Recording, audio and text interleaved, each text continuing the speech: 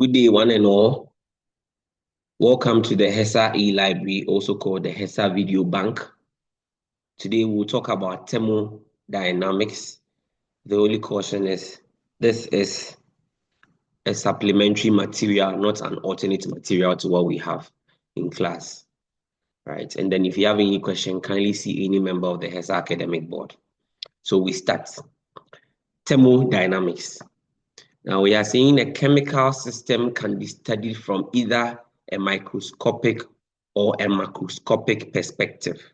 Now from the names, you realize that they have introduced us to a term called a chemical system, which we will define.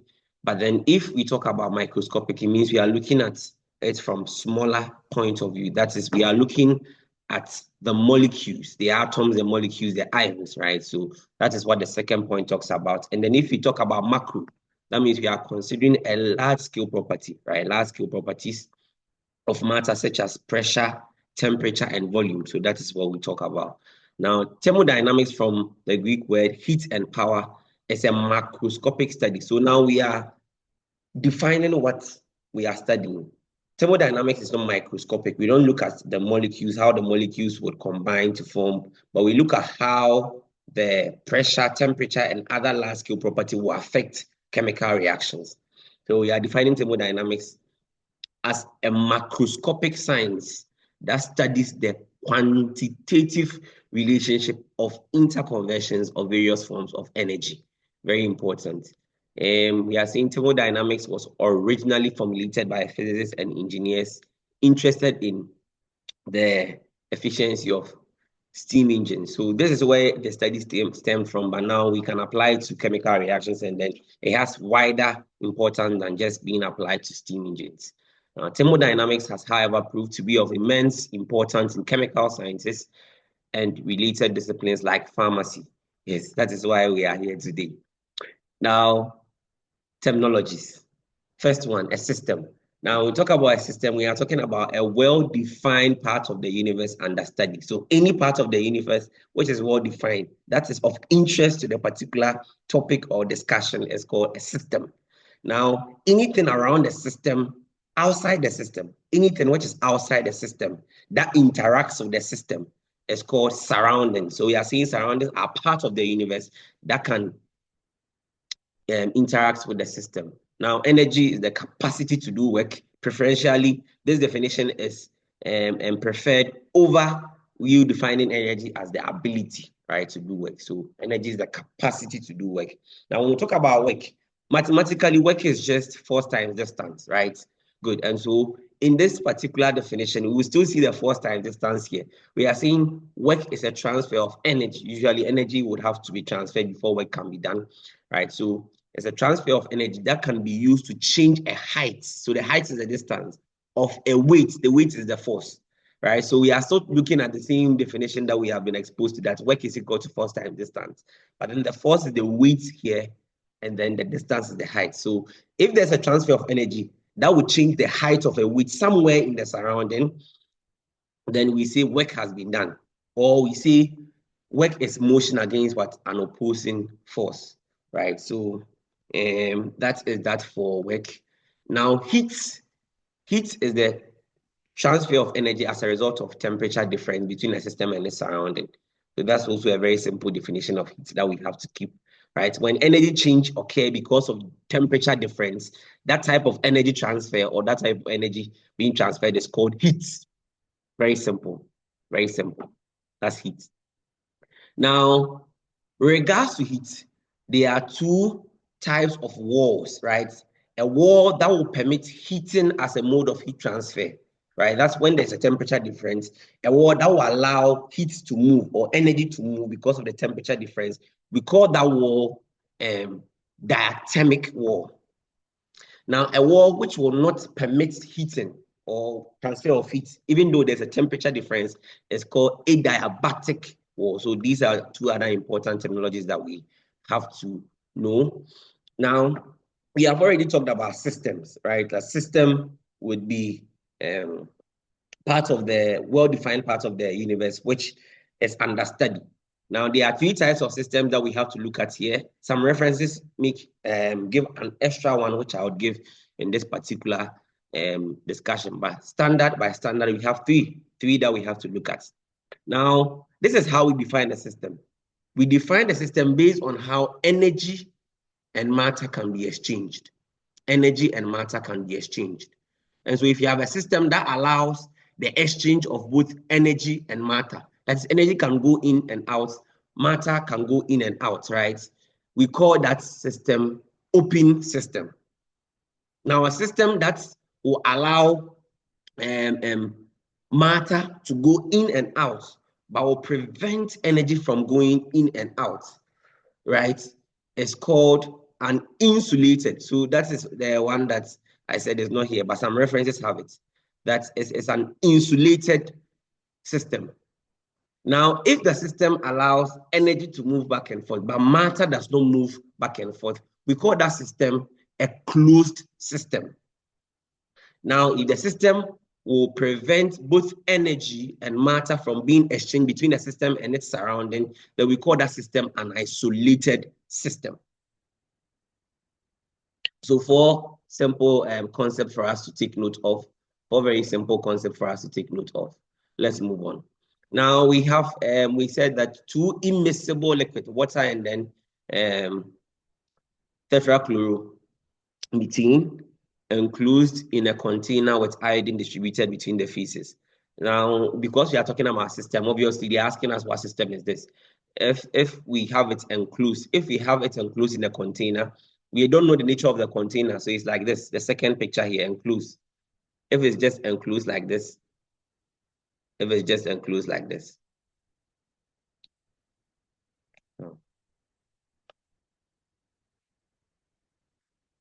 Okay.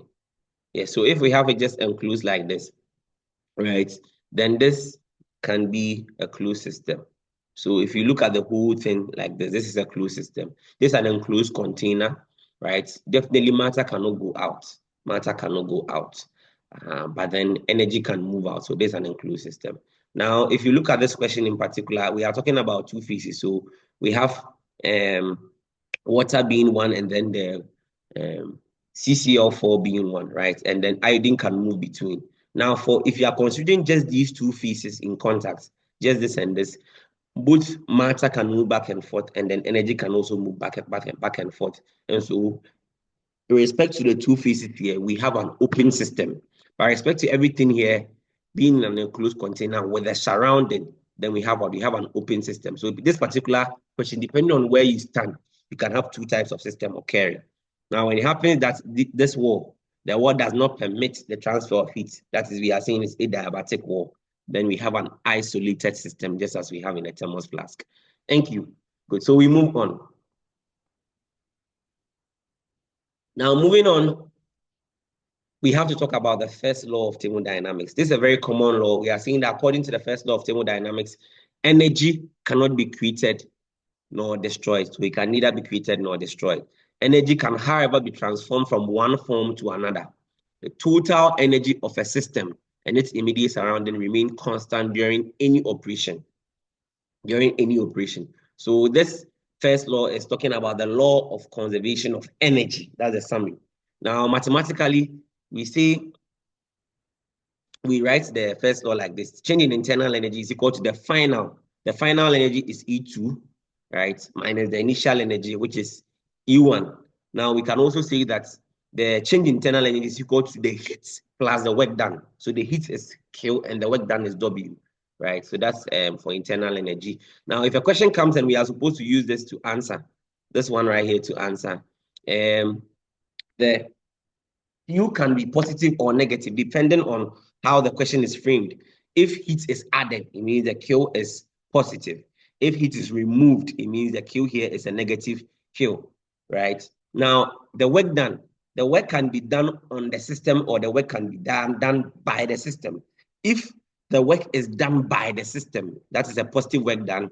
If the work is done on the system, let's say there's compression in gas, right, then it's a negative work done. So we have to be careful when we are working with this formula, right? So internal energy is equal to E2, which is the final energy, minus the initial energy, which is E1, which can also be represented as Q, which is the heat transferred plus the work done. which is W. Thank you. We move on. Now, let's introduce ourselves to a very important concept called state function. I will repeat this concept along the line because the property that we'll talk about, the calculation we'll talk about state functions, right? Very important for us to take note of. Now, when we talk about state function, we are looking at properties, physical properties, that depend only on the present state of the system and is independent of the path by which that state is reached.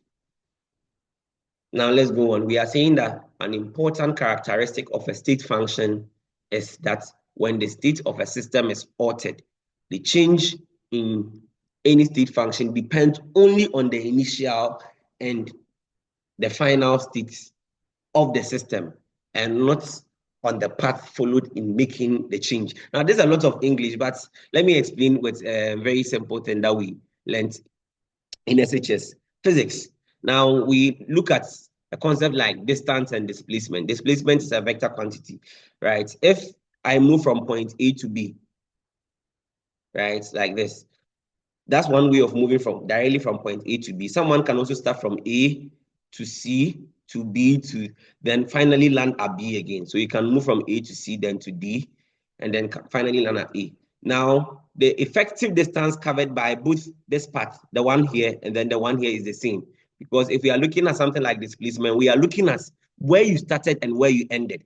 How you went around to finally arrive here is not important to us.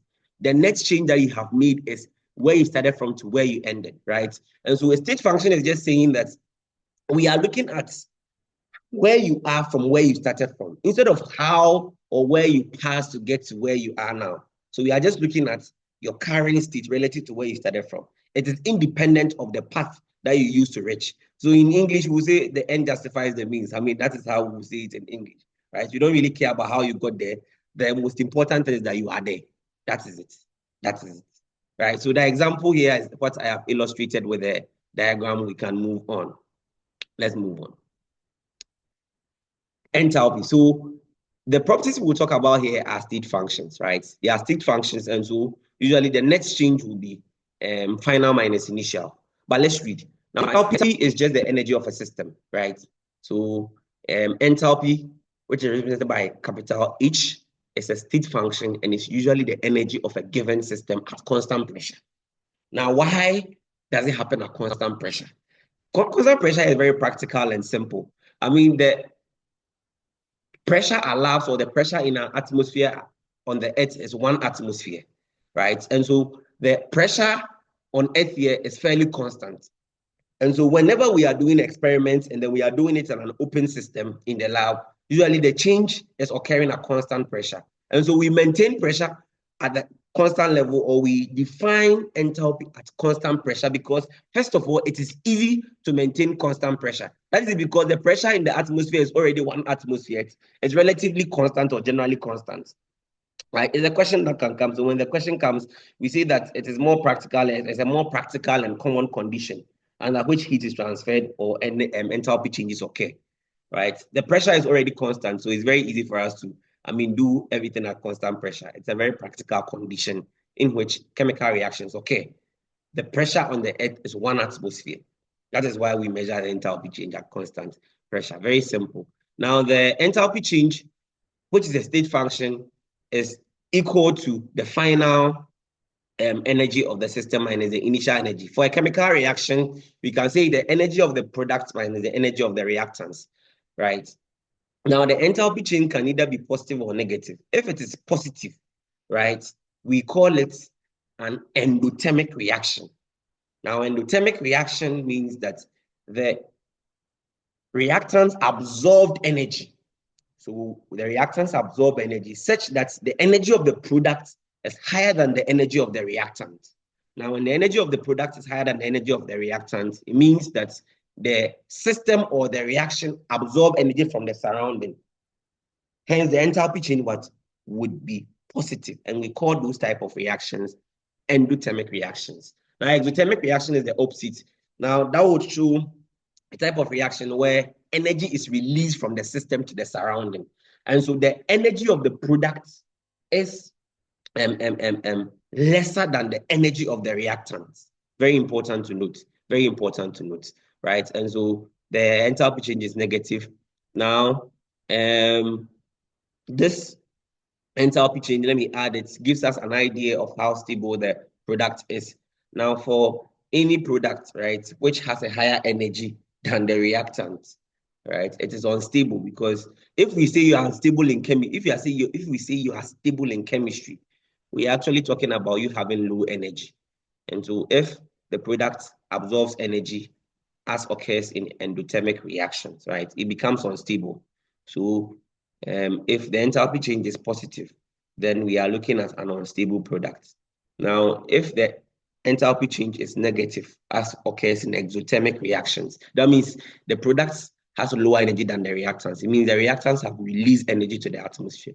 Because of the low energy state of the product, we say that particular reaction or the particular product are stable, right? And so the enthalpy change value can give us an idea of stability. Now, if I'm supposed to add a spoiler at this point, you have to also understand that the only reason why reactions occur naturally, any natural reaction or spontaneous reaction, would occur to achieve more stable products, right? To achieve more stable products. And so, because exothermic reactions are reactions that will lead to stable products, exothermic reactions are somewhat spontaneous reactions. But that's not the only factor. I'll talk about another factor. But once the reaction is spontaneous, once the reaction is endothermic, then it gives you an idea that in terms of the energy, which is the enthalpy, then it is favoring what? It is favoring a natural process or a spontaneous process. That is something that we have to take note of. I'll talk about it as we move along. Now, the next concept we are introducing ourselves to is heat of reaction. Right? We are saying the enthalpy change for a chemical reaction shows as heat, work, or both. So if you remember the formula that we had, we said the change in internal energy, right? Change in internal energy, change in E, right, can be equal to Q plus W. Now, so the reaction, the enthalpy change can show as heat, it can show as work, or it can show as both of them, as we have in this conversation. Now, if it shows as only heat, then we call it heat of reaction.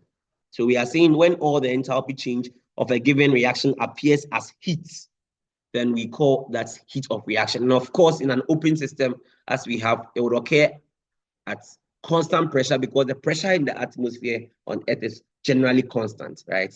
Yes, so the energy we measure happens at constant pressure. So that is it. So when we talk about heat of reaction, we are looking at a reaction where all the enthalpy change appears as heat at constant pressure. Very simple concept. Now, standard condition.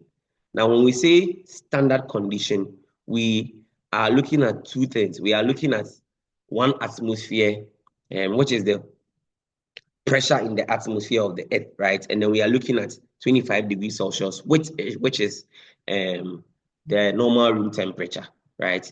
And so if we are looking at standard condition of elements, it is the state in which they will exist when we have 25 degrees Celsius and 1 atmosphere as the condition. So 25 degrees Celsius is temperature, 1 atmosphere is pressure, right? Now the state we are talking about is liquid, solid, or gas.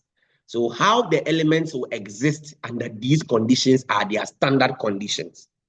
Naturally, oxygen is a gas at 25 degrees Celsius and 1 atmosphere. Nitrogen is a gas at the same condition. Hydrogen is a gas, right? Water is a liquid. And so the standard condition of water under 25 degrees Celsius and 1 atmosphere is liquid. That's what we are talking about, right? So when we say standard condition, it means we are referring to 25 degrees Celsius and 1 atmosphere. So if I'm saying I can see something like the standard condition of carbon dioxide is gas. That is, in terms of state of matter, carbon dioxide will exist as a gas at 25 degrees Celsius and 1 atmosphere pressure. That's it. So we have an example of a reaction that occurs as standard condition. A nitrogen gas reacting with hydrogen gas form ammonia, which is also gas, right? And then the enthalpy measured at this condition is called standard enthalpy change. If the whole reaction, the enthalpy change appears as heat alone, then we call it standard heat of reaction. Now, the standard is coming because of this specified condition, the condition of 25 degrees Celsius and 1 atmosphere. That is where the standard is coming from. So normal enthalpy change, I write it like this. If it's standard, then I'll bring the small o, that degree sign up here. That degree sign up here. Good. So we have introduced ourselves to standard, to a new term called standard. So now we had enthalpy change, then we talked about heat of reaction, and now we have talked about standard heat of reaction, right? But let's keep following. Stay with me. Hess law of heat summation. Now, Hess law is just talking about the state function that we talked about, that when a reaction can be represented by several steps, the standard enthalpy change is a sum of the individual standard enthalpy change for individual steps. Now, when an equation is reversed, the sign of the enthalpy change is reversed. Example, carbon is oxidized to carbon dioxide. Now, let's look at this reaction. And we have carbon dioxide. There are two steps of forming the carbon dioxide, right? In this diagram, carbon dioxide can be added directly to oxygen gas to form, carbon can be added directly to oxygen gas to form carbon dioxide we have here, or carbon can react to just 1 mole of oxygen to form carbon monoxide. So it can form carbon monoxide, and carbon monoxide will react with another half mole of oxygen to form carbon dioxide. So I think appropriately, this should also have a half. That's if you are going through this angle, this should also have a half, right? So these are two steps. First of all, we form carbon monoxide, and then another oxygen is added to form carbon dioxide. Now, Hess law is saying that if we add this energy, the standard enthalpy change to form carbon monoxide and the standard enthalpy change to form carbon dioxide, it should give us this. It should give us the overall from this to this. Now, this is just heat function. That is to say that the total enthalpy change depends on where we started from and then where we are finally, right? And independent of how we move to get to this place. So Hess law says that if we don't have an idea of this, right, and we want to find it, we just have to add the enthalpy change of the individual step. We have to add the enthalpy change of the individual step, and that will inform us of what the overall energy of the process. Very simple. Now, exercise for us to try. So the first question, very simple. I'll share my screen and solve the question. We are asked to calculate the standard heat of reaction for this reaction. Now we are forming carbon dioxide from carbon and oxygen combining. Now we don't have that energy change, so that's what we have to find. But we have been given this thermochemical reaction. Carbon plus oxygen would give us carbon monoxide, and then the energy is there. Carbon plus oxygen would give us carbon dioxide in the second step, and the energy is there. Now what we have to do is that we have to, according to Hess, we have to add the individual step, right, to find the energy of the product, to find the overall energy of the reaction. But we don't just do that, we have some steps. So let's quickly share our screen and then go through how to solve this particular question. How to solve this particular question.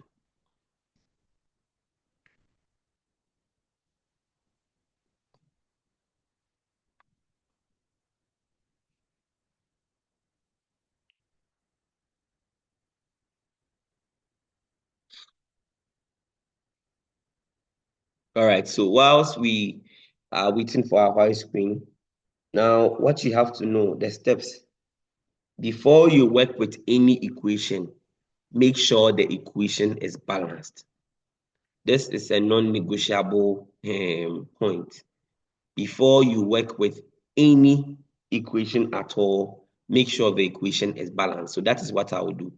I would always make sure my equations are balanced before I work with the equations. Okay.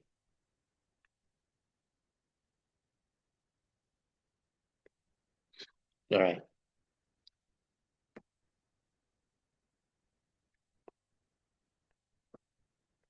All right.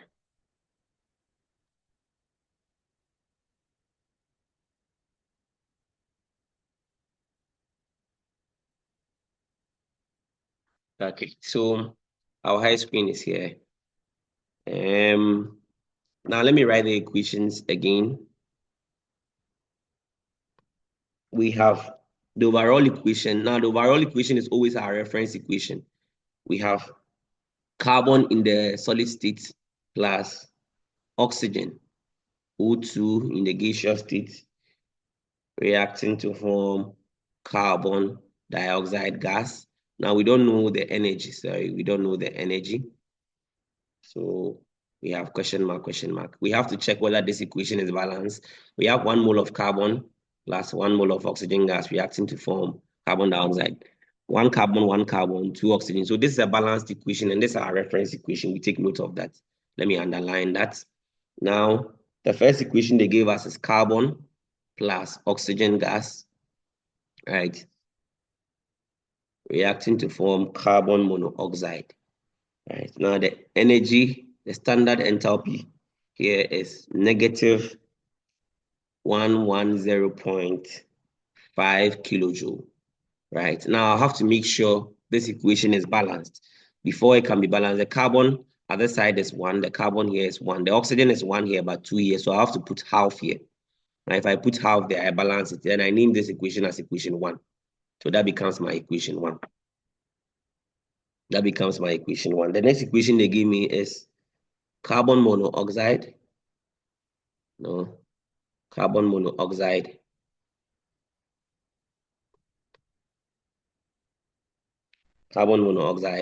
plus, no, let me not balance it yet. So carbon monoxide plus oxygen gas reacting to form carbon dioxide.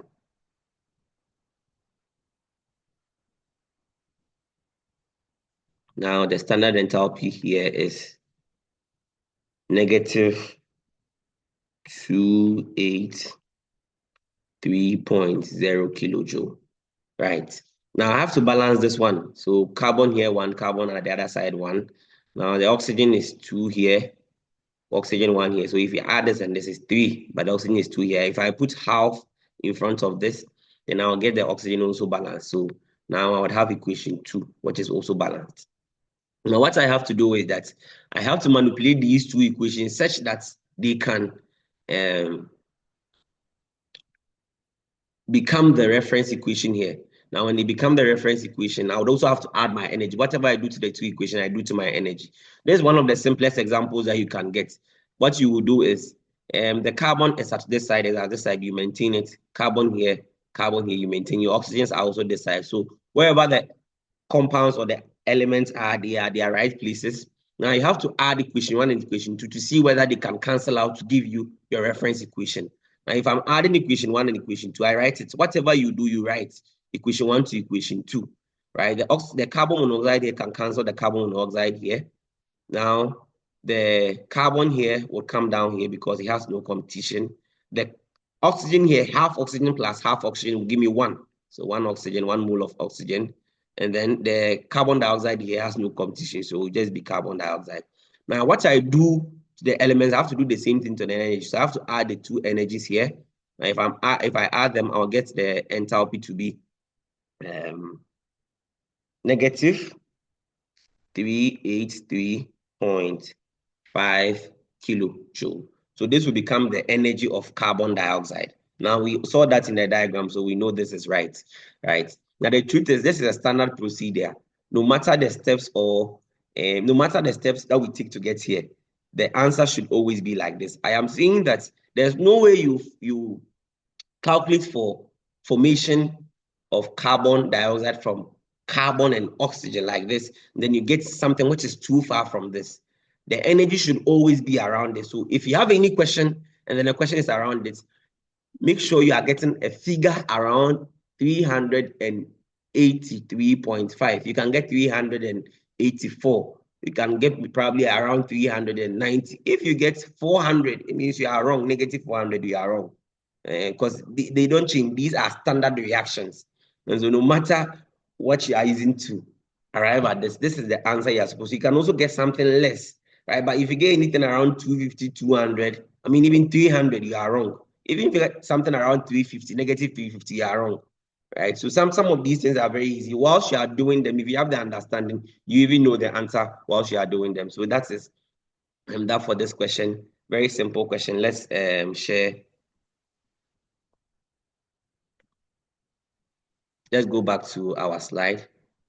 Go back to our slide.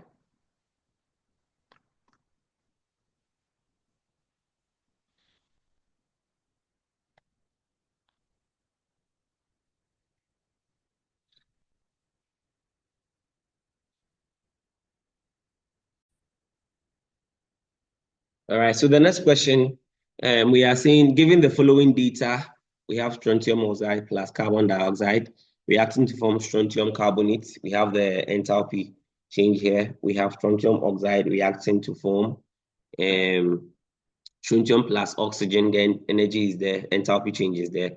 We have strontium carbonate decomposing to form strontium plus carbon plus oxygen gas, then the energy has been given.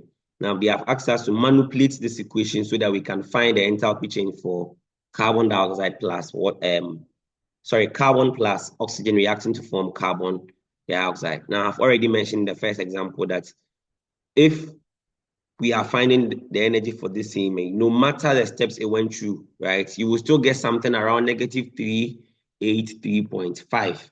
Something which is too far away from that shows that you are wrong. So that is what we have to look at, right? Obviously, these values don't really have a lot of decimals. So you might get something which is an approximation, either one decimal less or one more. So you might get 394 or 393, right? But always something around that because it's a standardized process. Now let's try this question on a white screen. Let's share a white screen and then try this particular question.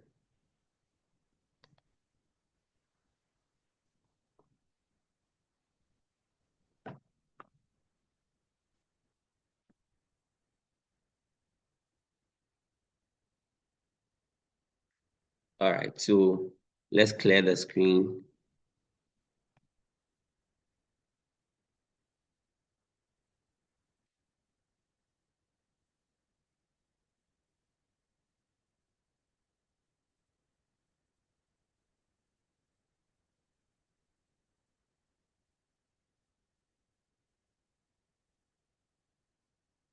All right, so let's write some figures from the question. Now, the first equation they gave us, this is our reference equation. Let me write our reference equation first. We have carbon in the solid state.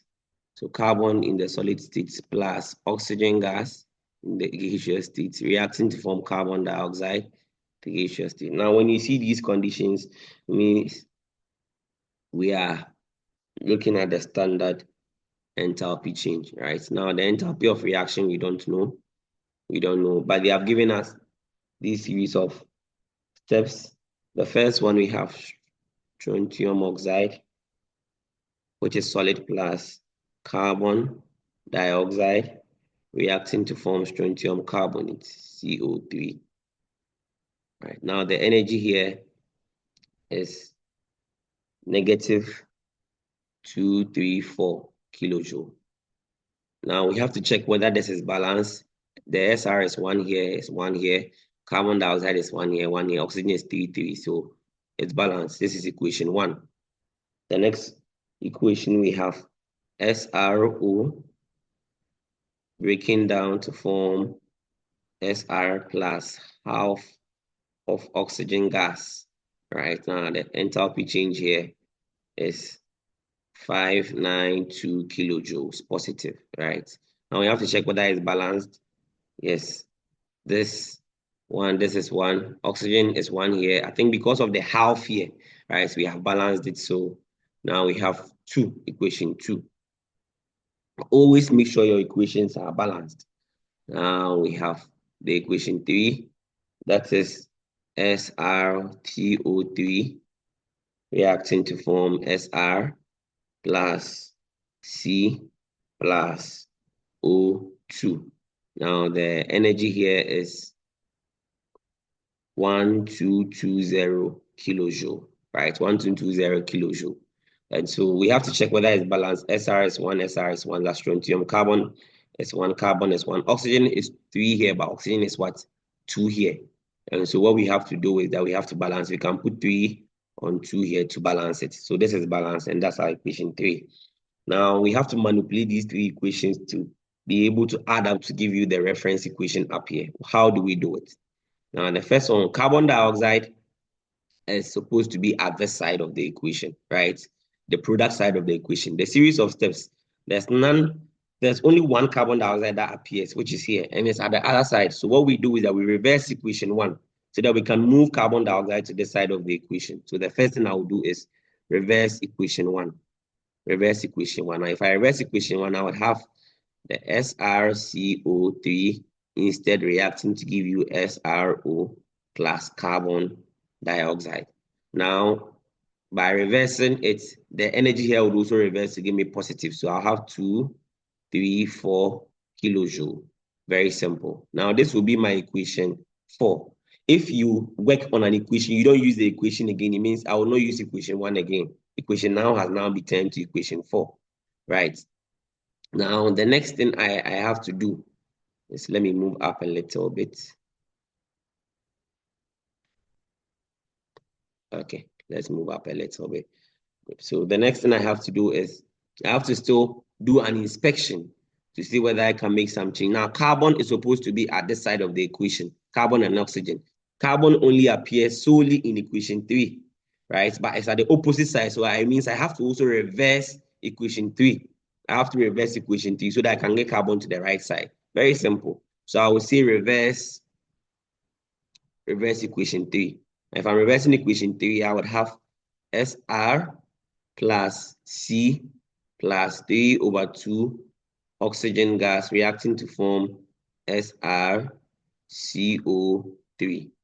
SrCO3. Now the energy would have to also be reversed, so I would have negative 1220, negative 1220 kilojoule, right? Now, this will be my equation 5. Once I have worked on equation 3, I will not use equation 3 again. I would not use equation 3 again. So my only standing equations are equation 2, 4, and 5. Now, I think everything is at the right side. I would have to try and add the equations to see whether they can cancel out to give me my reference equation, which is up here. To give me my reference equation, which is up here.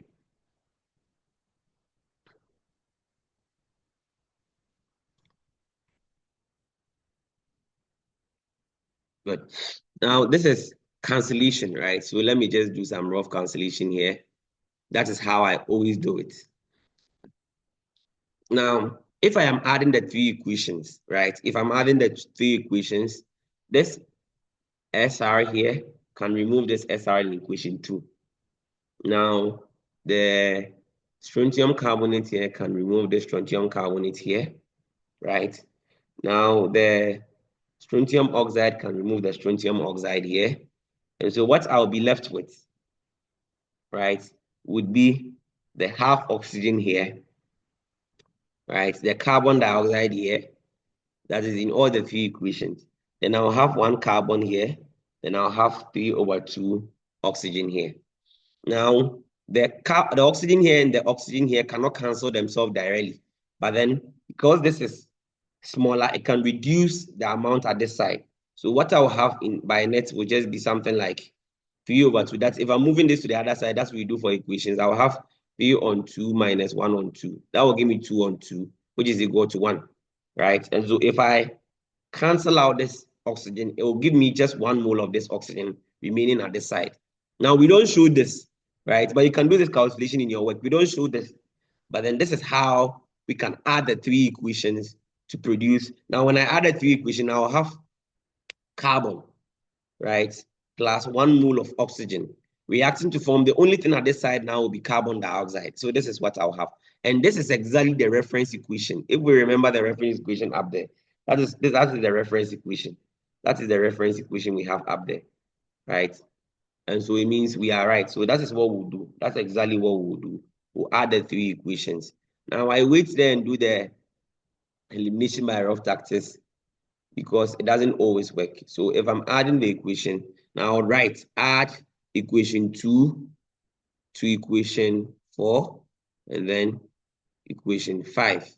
Now by my cancellation, I know I'll be left with C plus oxygen reacting to form carbon dioxide. I have to do the same thing to the energy. So now I have to add, in terms of the energy, I have to add, let me go up and look at the energy up here. I have to have positive 2, 3, 4, 2, negative. So negative, oh no, this is wrong. So to negative 1, 2, 2, 0. And then that will be added to another negative.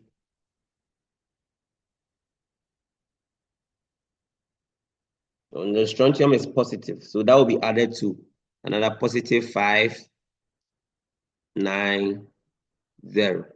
5, 9, 0. So this energy here corresponds to this one here. This one here corresponds to this one here. Then if we are supposed to move up a little bit, you realize that the strontium here is 592. Now, if I'm doing my calculation right, I should get the final enthalpy change. The final enthalpy change of this whole thing to be negative 394 kilojoules, right? Now, when I get this answer, I know it is right because the energy should be around negative 393.5. And this is just an approximation of that. So this is right. Now, that is how we attempt our second question. Let's go back to our slide.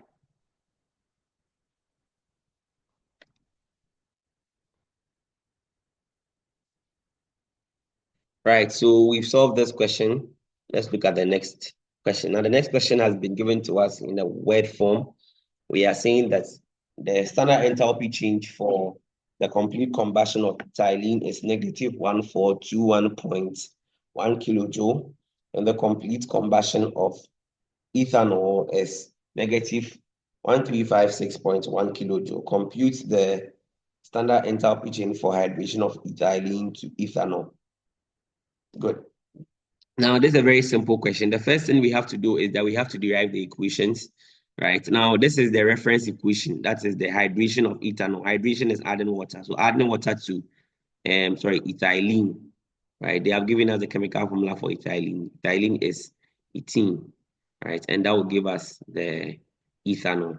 So this is the reference equation that we have to find. The first equation that was given to us is the complete combustion of ethylene. So that would be ethylene plus oxygen.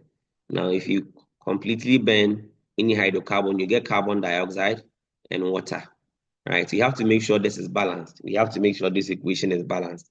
Now, carbon, 2 carbon here, 1 carbon here, I'll put 2 here.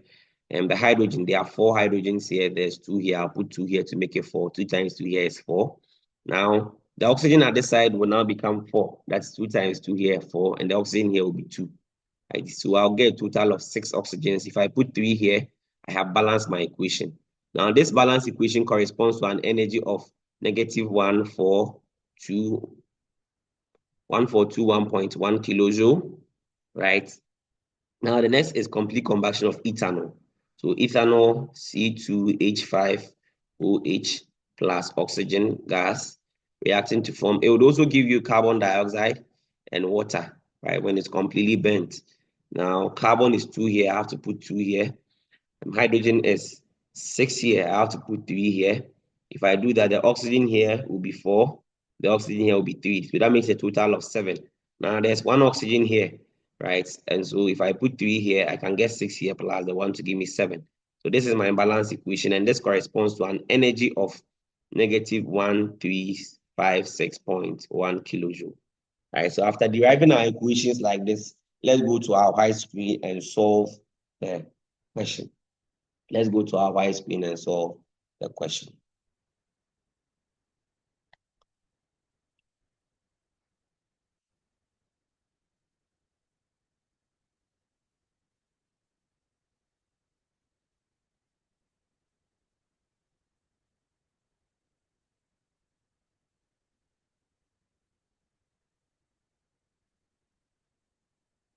All right.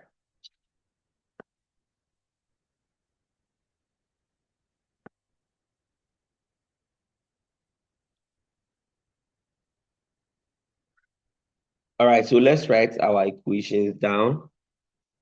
We have, first of all, the reference equation. The reference equation, which is C2H4 plus water, giving you ethanol, C2H5OH, right? Now I have to check whether this equation is balanced. We have two carbon here. We have 6 hydrogens here. We have 6 hydrogen here. We have 1 oxygen here and then 1 oxygen. So it's balanced, but we don't know the energy. So this is our reference equation. This is our reference equation. Now the equation 1 that we established would be C2H4 plus 3O2 reacting to form 2 of carbon dioxide plus 2 of water. And then the energy for this reaction, the standard enthalpy for this reaction is -142.1. Now, ideally, you have to add, because it's standard enthalpy change, you have to add the states. Ethylene is a gas, oxygen is a gas, carbon dioxide is a gas, water is a liquid at standard conditions, right? Now, this is equation 1. Everything is balanced. Good. Now, equation 2. Equation 2 will be the complete combustion of ethanol.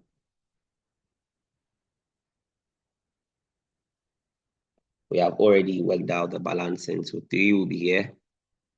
Now I'll get 2 of water plus 3 of water here. The enthalpy change for this particular one is standard enthalpy change, as a matter of fact, -1356.1, 56.1 kilojoule. Right now, because it's standard, ethanol is a liquid. This is a gas. Carbon dioxide is a gas. Water is a liquid, right? So this becomes our equation 2. Equation 2. Now let's check whether all the compounds are positioned well. Now, ethylene is supposed to be at this side, the reactant side, and then it's also at the reactant side here. So we are cool with that. Ethanol should be at the product side, but we have it at the reactant side. So what we'll do in order to achieve this reference is that we'll say reverse equation 2. Now, remember, whatever you do to the equation, you do to the sign M, the energy here. So if I'm reversing equation 2, I would have 2 carbon dioxide plus 3 of water reacting to form ethanol plus 3 of oxygen. Now the energy would have to be reversed. So I would get, instead of negative, I'll get positive 31356.1. Right. Now, because all of them are now positioned, this is equation 3. Once I have equation 3, I don't work with equation 2 again because I have manipulated it. Now, I have to try and add to see whether they will cancel out. If I am adding, the oxygen, the 2 moles of oxygen here can remove the 2 moles of oxygen here. The 2 moles of carbon dioxide can remove the 2 moles of carbon dioxide. The 3 moles of oxygen can remove the 3 moles of oxygen here, right? Now for the water, it will not cancel out because the moles are not equal, right? But if you move this to the other side, now what we would have effectively would be something like 3 minus 2. So 3 minus 2, and that will give me 1. That means if I cancel out this with this, I'll get 1 mole of water here, right? Good. Now, what will be left here will be 1 mole of the ethylene plus 1 mole of water reacting to give you 1 mole of ethanol, and that's exactly our reference equation. So we'll just say add equation 1 to equation 3, and that should give us our reference equation, which is C2H4 plus water reacting to form C2H5OH. Now, what we have to do, we have to also do the same thing to our energy. So we have to add the energy, that is -142.1 to +1,355.1. And then if we do our calculation, well, we should be getting -65.0 kilojoule.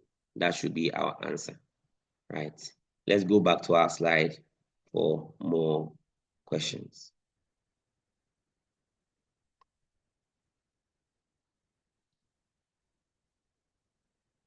So we are done with this one. Now, the next question. We are supposed to use the following data.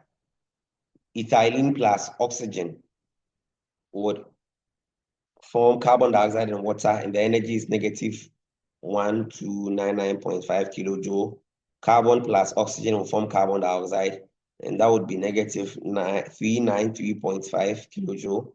Hydrogen gas will react to oxygen gas to form water, and the energy will be negative 285.8. Now we are supposed to use that data to find the enthalpy change for carbon dioxide plus hydrogen gas reacting to give you ethylene, reacting to form ethylene. So let's quickly copy these data onto our white screen and then solve the question.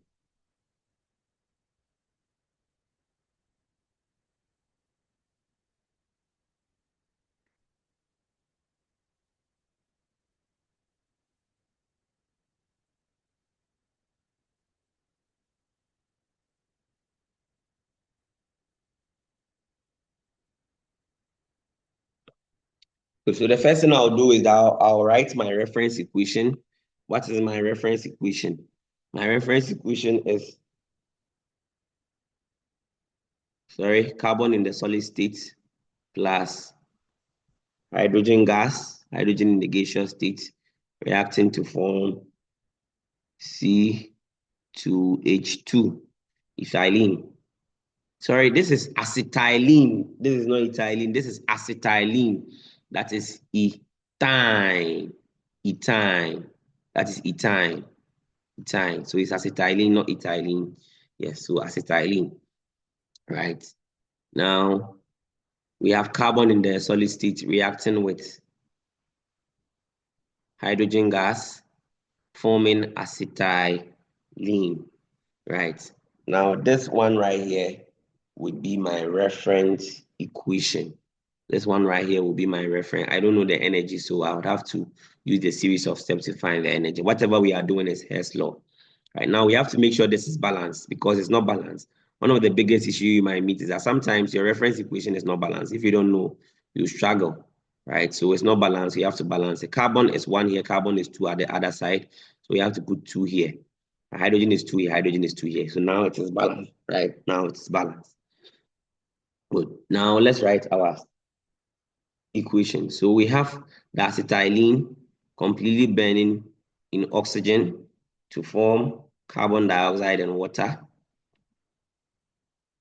Then the energy for that step was negative 1299.5 kilojoule. Now you have to make sure this is balanced, right? So carbon is 2 here, carbon is 1 here, you have to put 2 here. Hydrogen is 2 here, hydrogen is 2 here, it's balanced. Now the oxygen is 2 here, but oxygen is, this is 4 plus 1, so 5, right? So in order to balance, I have to put 5 over 2 here so that I can balance it. Very simple. This becomes my equation 1. This becomes my equation 1. The next equation I have been given, is carbon plus oxygen to form carbon dioxide. So carbon plus oxygen to form carbon dioxide. The energy for this particular step is negative 393.5 kilojoule, right? Let's balance this one. 1 mole of carbon, 1 mole of carbon here. 1 mole of oxygen gas, 1 mole of oxygen gas. So this is balanced. Sorry, yes, 1 mole. So 2 atoms of oxygen here, 2 more atoms of oxygen here. Balanced. So we have equation 2. Very simple. Then the last equation they give us is hydrogen gas plus oxygen gas to form water. So hydrogen gas plus oxygen gas to form water, which is a liquid, right? Now the energy for that step is negative 285.8 kilojoules, right? Now if I'm balancing, hydrogen is 2 here, oxygen is 2 here, but oxygen is 1 here, so I have to put a half in front of oxygen to balance it. And this becomes my equation 3. So now I have to look at how I'll manipulate these three equations to form my reference equation, right? Now, first one, always what I do is I position the elements and the compounds well. For the reference equation here, the acetylene should come to the product side. This is the only equation that has acetylene, but it's at the wrong side. So I have to reverse. So my first thing is reverse equation one.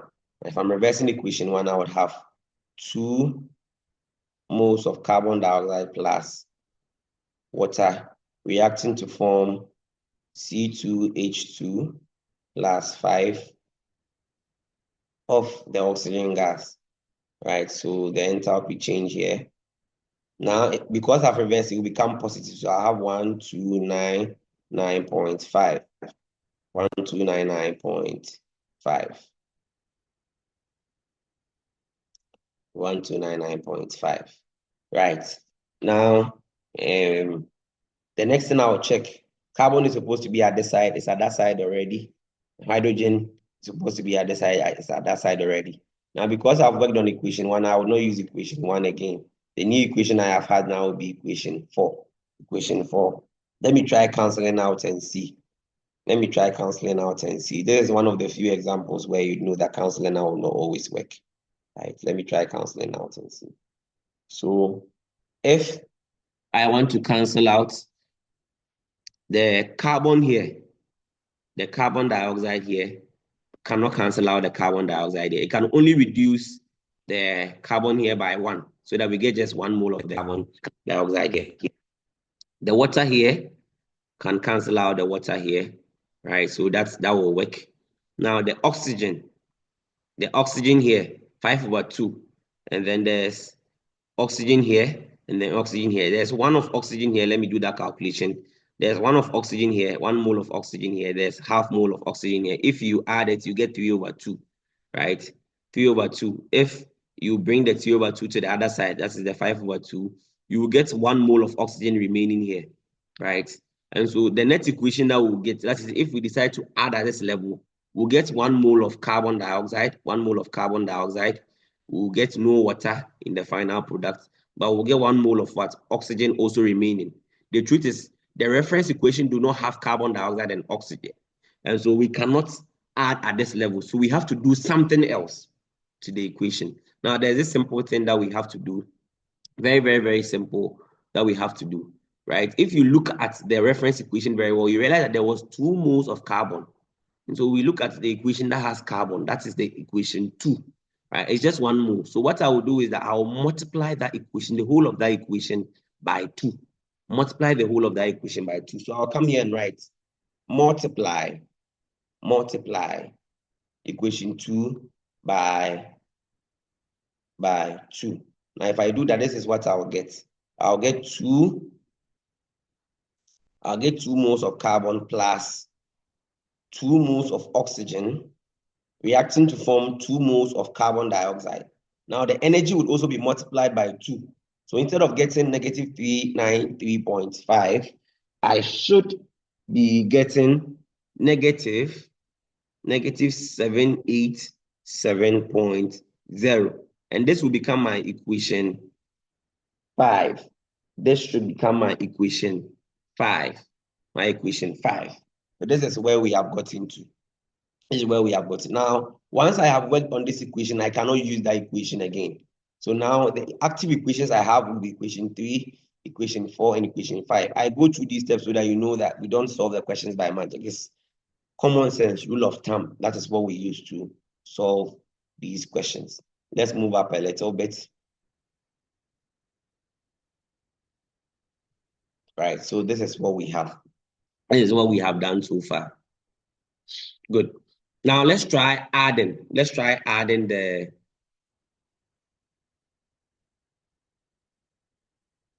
three equations once again and see what we would arrive at. Let's try adding the 3 equations again and see what we'll arrive at. So if you want to add the 3 equations, right? Now we have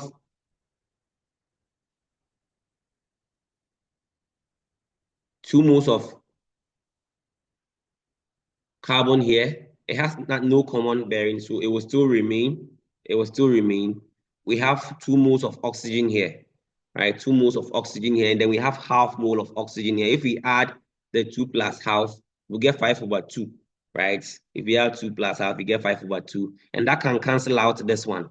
That can cancel out the 5/2 oxygen here, right? Now, the water is still the same, so 1 mole of water can remove the 1 mole of water here. 1 mole of water can remove the 1 mole of water here. 2 moles of carbon dioxide. Sorry, I think there's a mistake here. When I multiply 2 by 2, this should also be 2. This should also be 2, right? Because I multiply the whole of this by 2. So 2 will be here, 2 here, 2 here, and this one 2 will become times 2. So 2 should be here. Now, when I do that, you realize that this can also cancel out this. So this one right here will cancel this one, right? Good. Now, what will remain would be this. I'll still have my acetylene at this side, which should be there, right? And then I'll have my hydrogen also untouched. So my next equation, if I do this, should be, it should be the 2 moles of carbon, which is here, plus the hydrogen gas, which is here, reacting to form the acetylene, which is here, the ethane, right? Now, once I have been able to manipulate these or add these to get my reference, that is the right point. So I will say add equation 3 to equation 4 to equation 5. I'm adding the 3 equations. I always do my rough tactics before I write the add, right? And then it's producing my reference equation. What I have to do is I have to also add the energy. So I have to add the energy of this one, the equation 3 to the energy of equation 4 to the energy of equation 5. Now, if I do that right, the final enthalpy change should be around positive 226.7 kilojoules. So that is how we approach this question. That is how we approach this question. Let's quickly go back to our slide and continue. So we've solved this question. Now we are being introduced to a new concept, standard heat of formation. Now, whatever we have been talking about and doing calculation was standard heat of reaction. So now we have substituted a reaction with another word, which is formation. Now, what difference does it bring? The standard here is still the same standard. It shows that we are looking at 25 degrees Celsius and 1 atmosphere pressure.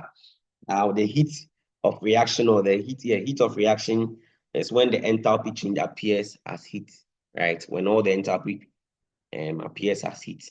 Now, the formation is the energy required to form, right? So energy required to form compounds from its elements. So that is formation. That is what this new word has brought, right? Now, if we are talking about the whole concept as a standard heat of formation, we are looking at the energy. Now, whether the energy, which is the heat in this case, is absorbed or evolved. The energy can be absorbed. If energy is absorbed, we are looking at an endothermic reaction. If energy is evolved or released, we are looking at exothermic reaction, right? The energy required to form 1 mole. Now, this is very important in our calculation. The standard enthalpy of formation is the energy required to form 1 mole of a compound from its element in the standard state. These are the standard states. 1 mole. So always we make sure if we are looking at standard enthalpy of formation, the mole of the compound form is 1.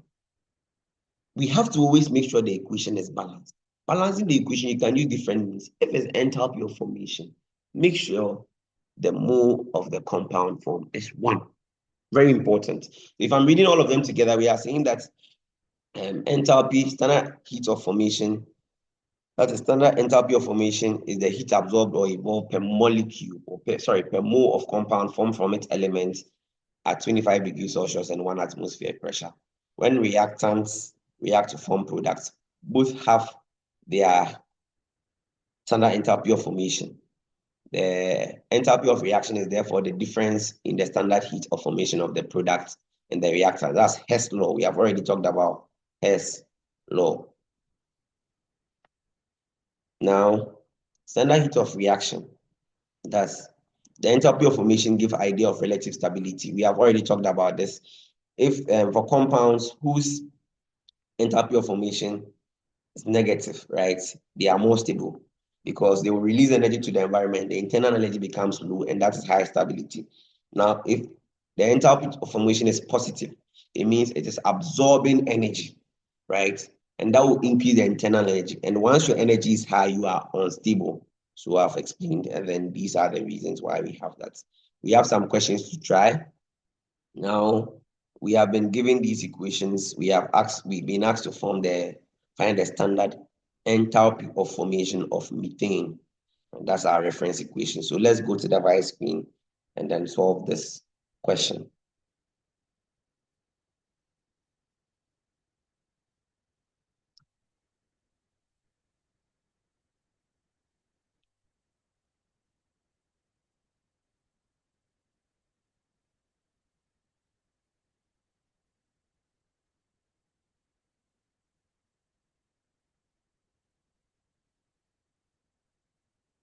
Right, so let's write our equations down. First of all, the reference equation. This is our reference equation. C, carbon dioxide in the solid state plus 2 of the hydrogen gas. I have written the 2 because I am balancing the equation. What they gave us was not balanced. So we have carbon dioxide, hydrogen. In order to balance, I'm putting 2 here so that the hydrogen can be 4 on both sides. Now we don't know the enthalpy of formation. We have to always make sure we are forming 1 mole if we are looking at standard enthalpy of formation. Right, this is our reference equation. Now let's look at the other equations which are here. So the first equation in no particular order, CH4 plus, no, let me not balance it yet. Let me show how the balancing is done. So plus oxygen gas reacting to form carbon dioxide plus water. So this is complete combustion of methane, right? Now the standard enthalpy of combustion here is negative 212.8 kilocal, right? So kilocal, right? Kilocalories. Then we have to balance it before we label it, right? So balancing. Now, 1 mole of carbon here, 1 mole of carbon. There's 1 atom of carbon. So now the atoms of hydrogen here are 4. The ones here are 2. So we put 2 here so that it can be 4 on either side. Oxygen is 2 here. Oxygen is 2 at the side and then 2 at the side. So oxygen is 4. If I put 2 here, I balance it. Now this becomes a balanced equation. This is our equation 1. The next equation is carbon dioxide plus oxygen reacting to form carbon dioxide. The standard enthalpy of formation of carbon dioxide is negative 94.1. Now, this has not changed. The value here is changing because the unit has changed. This is kilocal, right? Yes, that is why it's negative 390.5 because the unit has changed, right? You can convert it and then you get relatively the same figure. Good. Now we have to make sure this is balanced. This is balanced, and so this is equation 2. Now, equation 3, we have hydrogen gas plus oxygen gas reacting to form water. So that's the standard enthalpy of formation of water. And that is negative 68.3 kilocal. Right. Now we have to balance this equation. Because it's formation, you dare not put anything here. This place should remain 1. So the only place we can touch will be the reactant side, right? Now hydrogen is 1, hydrogen is 2 here, hydrogen is 2 here, balance. Oxygen is 2 here, oxygen is 1 here, so I put half here, right? And that gives me a balanced equation. This becomes equation 3. Let's solve the question. Now, first of all, we have to see whether all the compounds and elements are at their right position. Equation 1 has methane.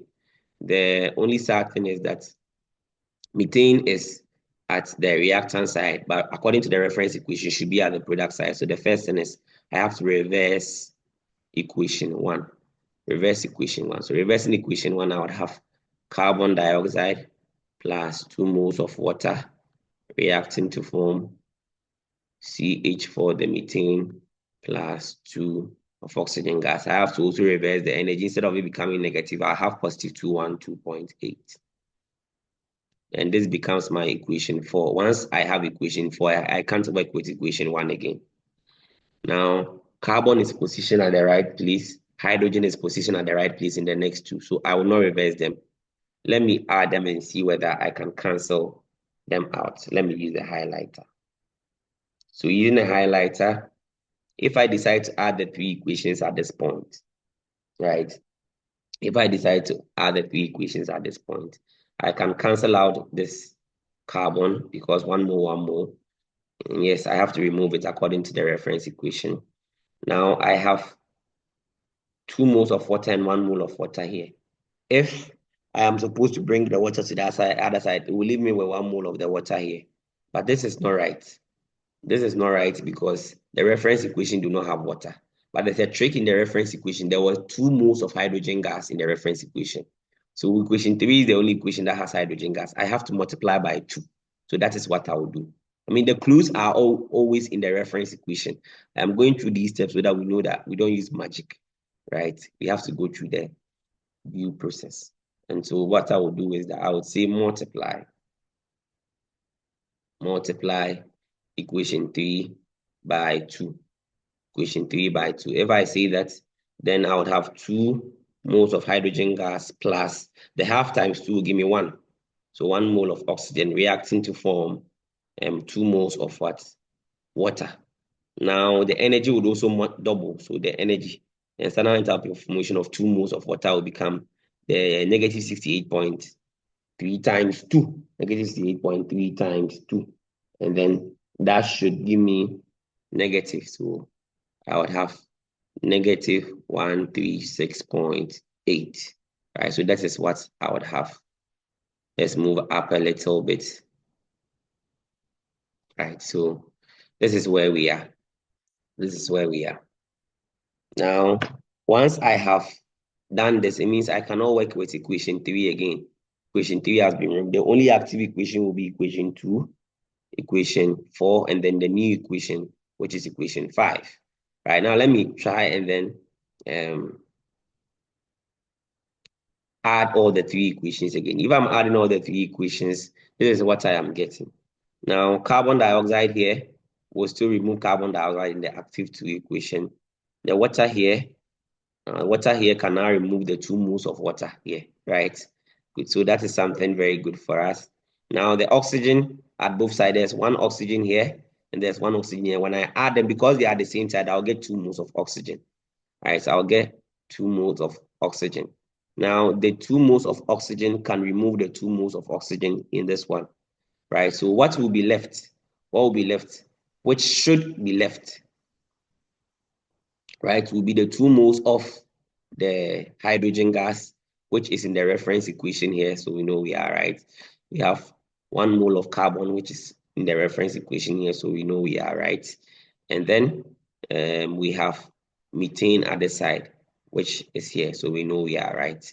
And so I can confidently go and write. I can confidently continue and then write that add equation 2 to equation. So I should add equation 2, equation 4, and equation 5. And if I add them, I'll get my reference equation, which is carbon plus 2 moles of hydrogen gas reacting to form methane.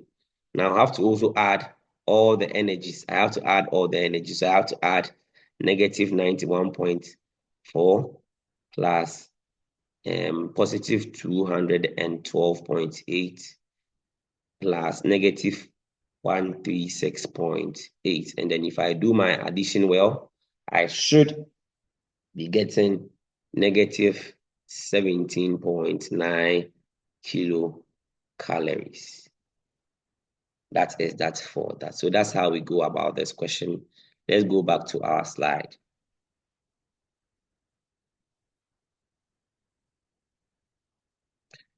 So coming back to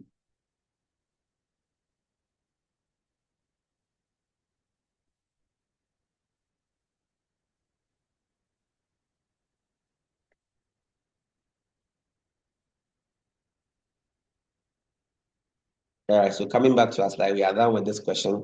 There's another question for us to try. The question is calculate the enthalpy of the following reaction. Now, they have given us the overall reaction that will serve as our reference equation, and they have given us the other reactions to work with. So let's quickly go to our white screen and then solve this particular question.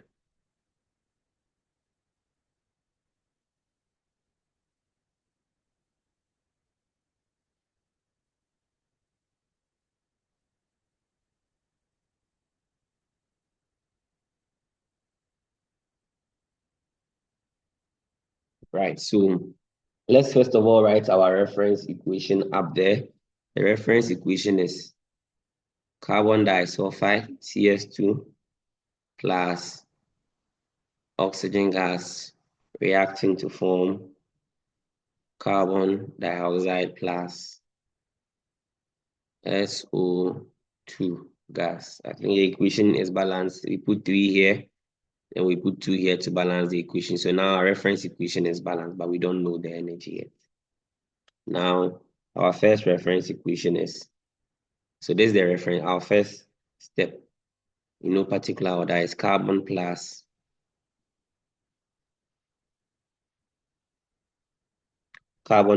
oxygen gas reacting to form carbon dioxide. The energy here is negative 393.5, right? Yeah, so that is it. This is balanced. This become equation 1. Now the next equation is S plus O2 reacting to form SO2.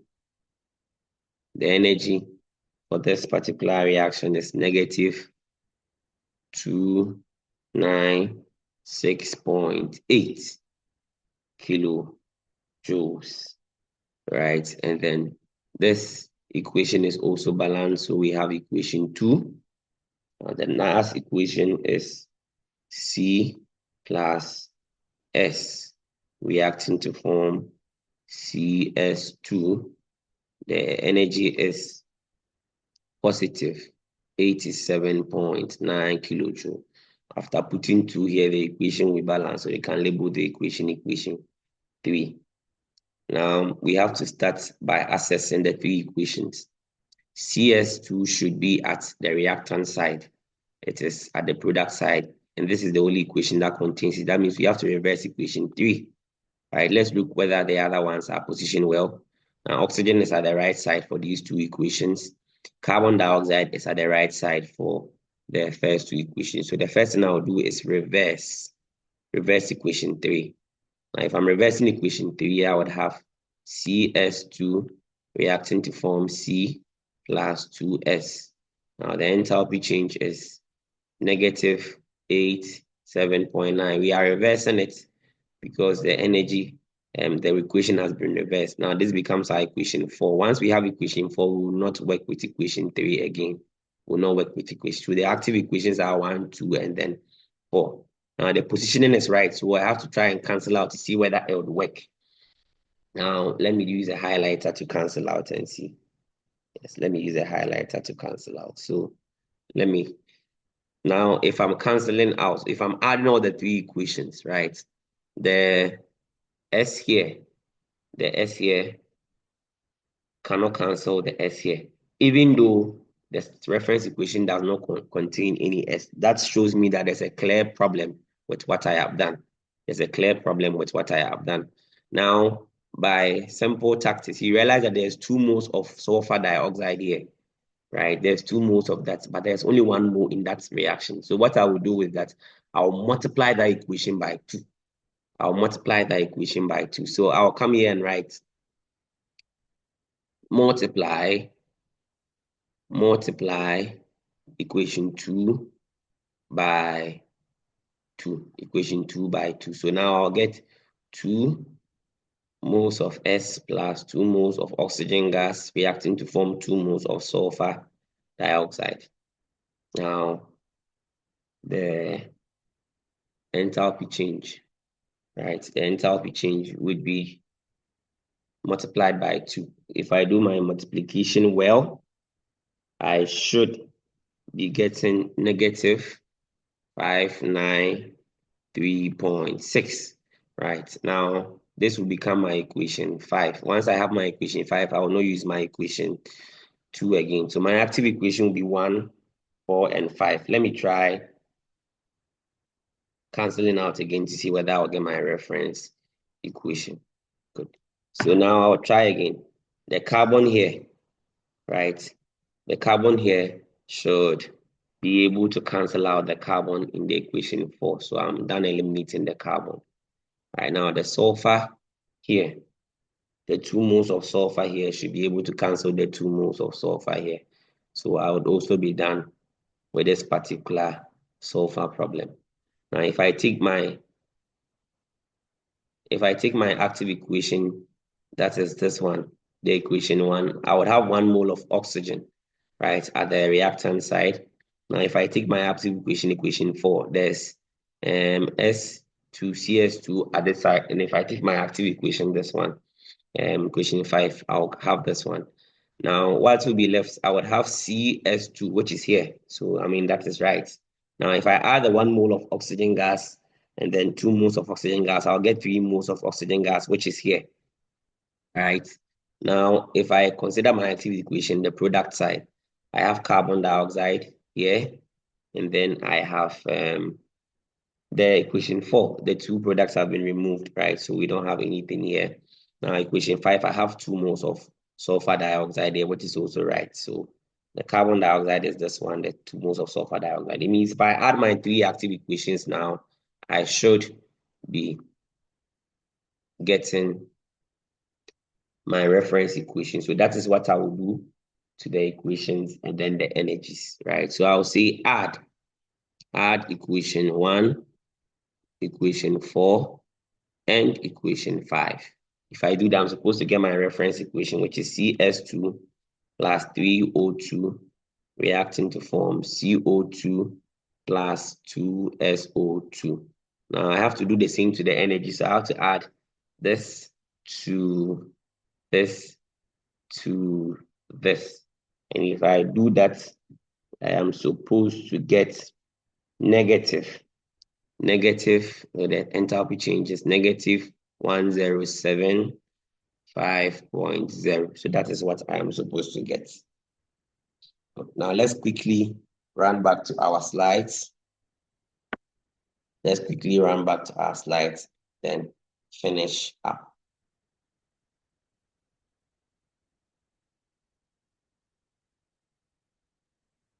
Right, so we are done solving this question. The next concept we are being introduced to is spontaneous processes. Now, if you say a process is spontaneous, it means it would happen naturally, right?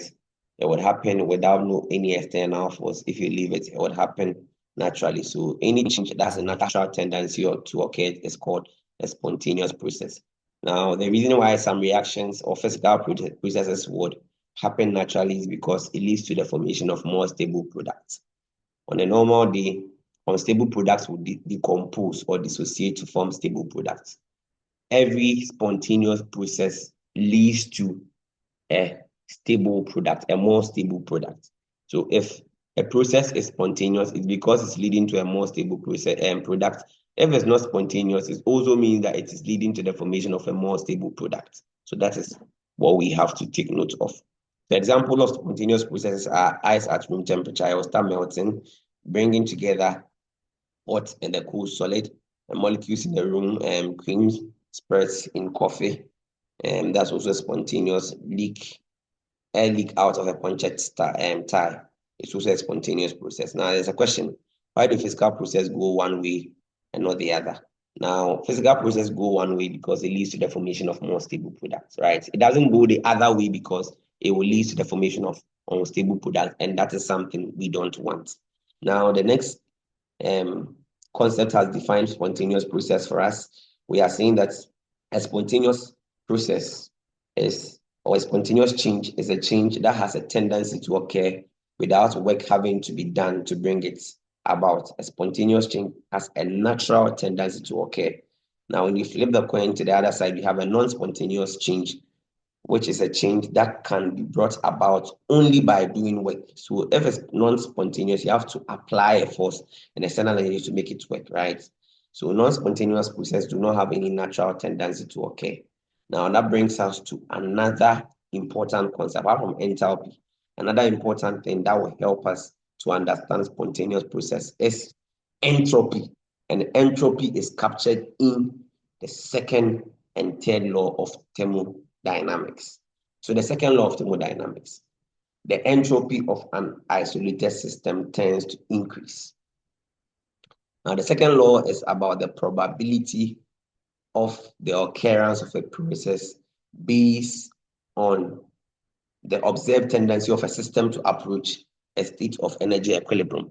The law provides a criteria for whether a physical process or chemical change can occur spontaneously or naturally, right? Spontaneously is the same as naturally. So that is what we are looking at. So the second law just see that the entropy of an isolated system tends to increase, right? That is for more stability. Naturally, if the system is isolated, the isolated means nothing is acting on it, right? If the system is isolated, the entropy will increase. That means that systems will tend to a more stable state. Increase in entropy looks at increase in randomness, that looks at increase in stability, right? If entropy is decreased, right, that is, if there's more confinement, the stability reduces. And so we are looking at the fact that isolated systems tend to increase in entropy. Now, entropy in itself is a measure of randomness or disorderliness in a system, right? How random a system is. Now, they have given us a formula to find the probability of molecules in their initial state, right? That is P is equal to half N. Now, what is important? Let's look at these diagrams. When there's one particle and two compartments, right? We have just two probability. Now, when we increase the particles to 2, we realize that the probability of we having the molecules in their initial state is 4, right? So while the number of particles increase, right, the configurations will also increase. And then we are seeing that the larger the number of configurations, the more disordered the system is, right? Now, what is important to us per this discussion of spontaneity is this formula, right? We are saying that entropy is also a state function. It depends on the final from the initial. So if we are finding entropy, we can just subtract the initial entropy from the final entropy. Now it can either be positive or negative. Positive means increase in entropy. That's the final has more entropy than the initial. Now negative means decrease in entropy. Now for the purposes of spontaneity, increasing entropy always favors spontaneous reaction. Isolated system tends to increase in entropy. So when there's an increase in entropy, it is favoring a spontaneous reaction. When there's decrease in entropy, that is a negative thing, right? That means we are acting against entropy. So that's it. Now, the third law of thermodynamics also talks about entropy. It says that the entropy of a pure crystal is 0 at absolute 0 temperature. Now, absolute 0 temperature is the lowest temperature theoretically possible. That is 0 Kelvin. We cannot have a temperature which is lower than 0 Kelvin in theory. And we are saying for a pure crystal, the highest level of orderliness, the greatest orderliness will exist when we are at the temperature of 0 Kelvin. That is when we are at the lowest temperature theoretically possible. When there's increase in temperature, there's increase in randomness. That is, there's increase in entropy. Now, spontaneous change is affected by two main factors, S and H. S is entropy, and then the H is enthalpy. Enthalpy talks about energy, right? And then entropy talks about the randomness, right? Now, for spontaneous change, the randomness should increase. That's a positive entropy, right? But the energy should decrease. The energy of the product should decrease. That's a negative enthalpy. So that is what favors it, right? Now, the formula that combines the two factors is called, is this formula that has been stated here, right? The Gibbs free energy. or just free energy. Now, the Gibbs free energy, which is denoted by G, is equal to the enthalpy change minus temperature times the entropy, right? Now, for a process that happens at a constant temperature, the change in Gibbs energy will be equal to the change in enthalpy multiplied by the temperature, minus the temperature multiplied by the change in entropy. So that is what we have here. Now, all these will make sense, right? When the change in Gibbs energy is negative, we are saying that the process is spontaneous. When the change in Gibbs energy is positive, that means in terms of the forward reaction, the change is what? The change is non-spontaneous, or it cannot occur naturally. When the Gibbs energy is zero, it means we are at equilibrium. We are at equilibrium. Now, Gibbs energy may be said to be the maximum useful work that may be done by a system on a surrounding. Now, this particular page will summarize everything that we have to know when it comes to Gibbs energy. Every single thing that we have to know when it comes to Gibbs energy. Right, so let's consider this table.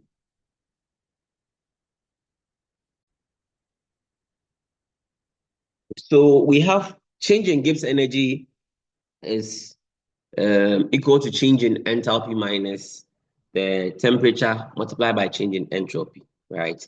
Now, we have different factors affecting Gibbs energy. So the first scenario, we are saying that if this is maths, right? If the energy here is negative, right? That is the enthalpy change is negative. Now, negative enthalpy change means exothermic reaction, and exothermic reaction leads to more stable products. That means energetically, it is favorable, right? Spontaneity is favored. Now, if the change in entropy here, right, is positive, right, it also says that is entropy is increasing. That means that entropically is also favoring spontaneous reactions, right? Now, when it happens like that, if by maths, if this side is negative and then this side is positive, right? The positive multiplied by the t here would be still, will make the whole of this negative. So the negative minus the negative will always give you a negative number, right? And then once the negative here, once the Gibbs energy here is negative, right? The reaction is always spontaneous. Negative Gibbs energy will always show spontaneous reaction. Now, if the enthalpy here is positive, it means the reaction is energetically unfavorable, because this is an endothermic reaction. Endothermic reaction will lead to formation of unstable products, right? Now, if the side is negative, it means entropy is also decreasing. You are decreasing the randomness. That means entropically is not also favorable, right? And then we are saying that it will lead to the formation of a positive Gibbs energy, and that will show that it is never spontaneous. Now, by mass, right? If the side is positive, if the change in energy here is positive, right? If the side is positive, and then this side is negative, the change in entropy is negative. The negative multiplied by this will give you a positive here. Right, so there's no way these two can add to give you a negative number. It will always give you a positive number, and that shows that it can never be a spontaneous process. Now let's look at this scenario where we have an endothermic reaction, right? That gives the enthalpy being positive, enthalpy change being positive. It means energetically it's not favored, it's not favorable, right? Yes. Now, if the entropy is positive, it means entropically it's favorable. Now, we can either get a positive or negative depending on the T value here. And so, assuming we have positive 10 for enthalpy, right? Minus, and then the entropy here positive 5. Positive 5. Now, if the temperature here is, let's say, 1 Kelvin, 1 times 5 here will be 5, right? 5 plus the 10 here, 1 times the 5 here will be 5. That will be negative 5 because there's a negative sign here, negative 5. The negative 5 plus the 10 here right, will give me positive 5. So the answer is positive. Now, if it's positive, it means it is non-spontaneous reaction. The reaction will be not spontaneous. But what if the temperature is high? It's not 1 Kelvin, but let's say the temperature is 10 Kelvin. The temperature is 10 Kelvin. 10. 10 Kelvin. 10 times the 5 here will give me 50. That will be 10 minus 50, and that will give me negative 40, right? Negative 40. And the negative here will show that the reaction is spontaneous because the Gibbs energy is negative. And so we are saying that if we have a condition where the energy is not favorable, but entropy is favorable, the reaction can still occur when the temperature is very high. So it's spontaneous at high temperature. Now, if you consider the last scenario, energy is favorable because exothermic reaction here, but the entropy is decreasing, so the entropy is not favored. Let's use mass to explain. Now, if the energy here is, let's say, negative 50, right? And the entropy here, entropy is also negative, so we have negative 10, right? There's a minus T here. And there's multiplication between the T and the entropy. Now, if the temperature here is 10, let's say 10 Kelvin, the negative 10 here times negative 10 here will give you positive 100. Now, positive 100 minus 50, the 50 here plus positive 100 here would give me positive 50. That will show a process which is non-spontaneous, But assuming the temperature here, right, is not negative 10, but the temperature here, oh, sorry, I made this one 10, right, negative 10. Assuming the temperature here is something like 2 Kelvin, 2 Kelvin, right? Now, the negative 2 times negative 10 here will give me negative 20. Sorry, it will give me positive 20. But the positive 20 plus negative 50 here will give me negative 30. So the answer is still negative. That shows that what?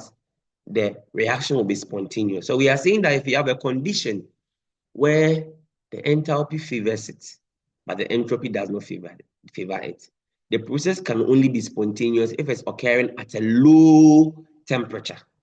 So that is what this whole thing means, right? And it's a summary of whatever we have talked about, right? Good. So that is that for that. We have one last question. Let's take the question and then conclude our conversation on thermodynamics. So this is the question. Very tricky question. The enthalpy change and the entropy change for a transition from liquid water to ice at negative 10 degrees Celsius and 1 atmosphere pressure are negative 1343 calories per mole and negative 4.91 calorie per mole deg, respectively. Calculate the Gibbs free energy, changing Gibbs energy for the phase change at this temperature and indicates whether the process is spontaneous or not. Whether it's spontaneous or not will depend on whether you get a positive Gibbs. If it's positive, it's not spontaneous. If it's negative, it is spontaneous. Now let's take the formula for Gibbs free energy. So the formula is change in G is equal to change in H minus T change in S. Now, they have given us change in H to be this one, right, kilocal. They have given us a conversion. You can do the conversion at this stage before you do, or you can finish your calculation and do the conversion. You can work in this unit, right? Good. Now, the entropy change is this one, negative 4.91 calorie per mole per deg.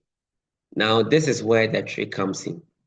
You have to always look at the unit because it will show you the unit of temperature that you have to use. If it's calorie per mole per degree Celsius, this one doesn't specify the Celsius, but once there's degree, there's nothing like degree Kelvin.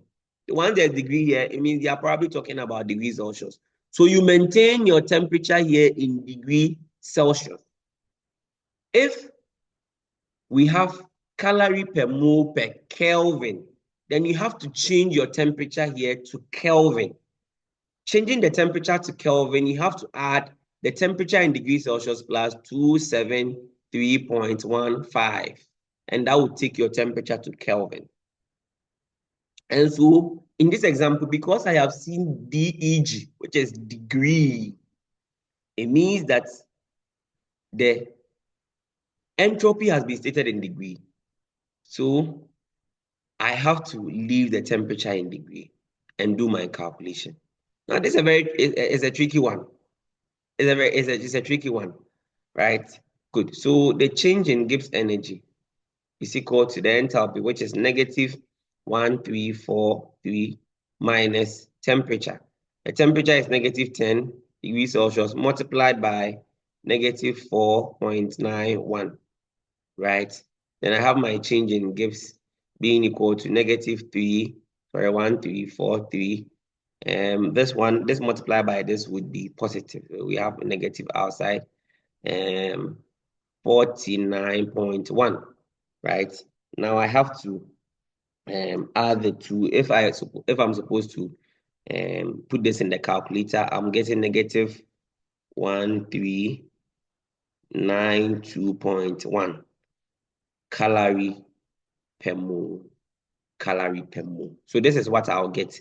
And if I want to change it to to joules per mole, then I have to multiply the calorie per mole by this figure. And for me to determine whether it's spontaneous or not, I have to now determine whether my answer is positive or negative. Because it's negative, it's a spontaneous process. Should the change in entropy be given to you in per Kelvin, right? Either joule per mole per Kelvin or joule per Kelvin or calorie per mole per Kelvin, then you have to change this to your kelvins. So that is that for that, right? Thank you very much. This is everything about thermodynamics. Kindly see any member of the HESA Academic Board if you have any challenge. Thank you very much and have a nice day.